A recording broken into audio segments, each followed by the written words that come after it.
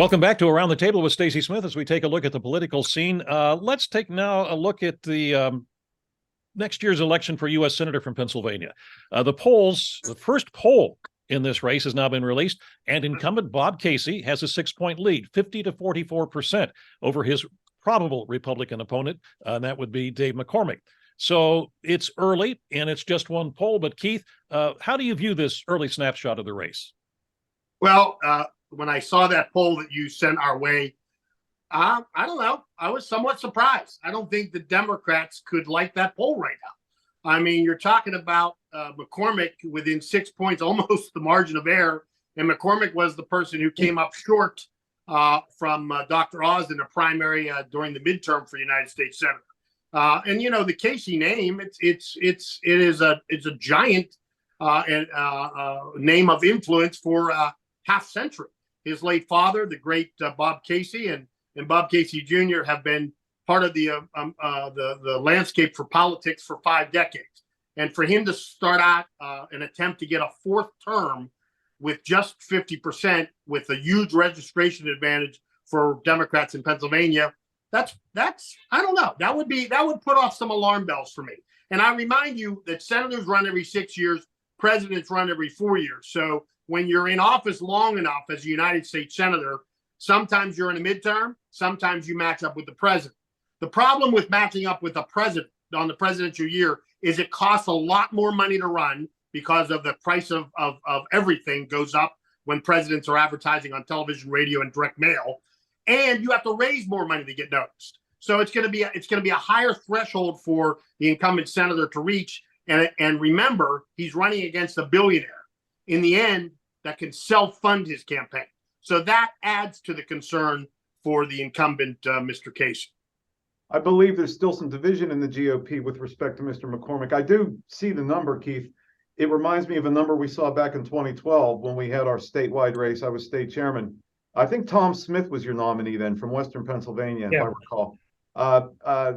There were numbers that were close then as well. The difference is Tom Smith was not 2 years earlier, he did not have the president of the United States or former president working against him in a senatorial primary. So the MAGA wing of the GOP is probably still looking very closely at what Donald Trump said about this man 2 years ago.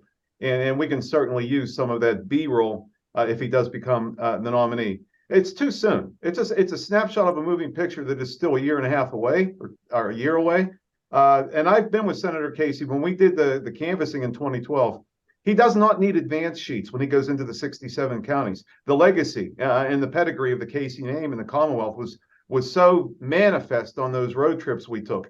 He didn't need the advance sheets when we went into Clinton County, Carbon County, Tioga, Sullivan, name one.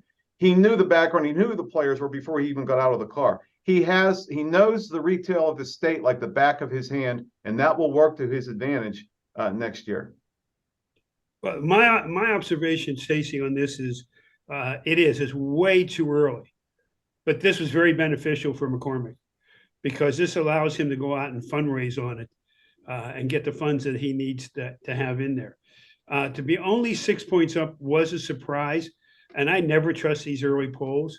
But you know, as he's been around for so long, Bob Casey and his dad, I was surprised it was only 6 points at this point in time. If I'm Bob Casey, I'm not surprised by this, but I'm going to be telling my team and my supporters, we need all the help we can get. This is going to be a tough race. I haven't trusted an opinion poll since 2016. They have been notoriously wrong. So, you know, I don't know what value we can place on this poll, but let's talk about the race for a minute. Bobby Casey is Pennsylvania name that all politicians wish they had, and he's a good guy. He's been a good senator for Pennsylvania.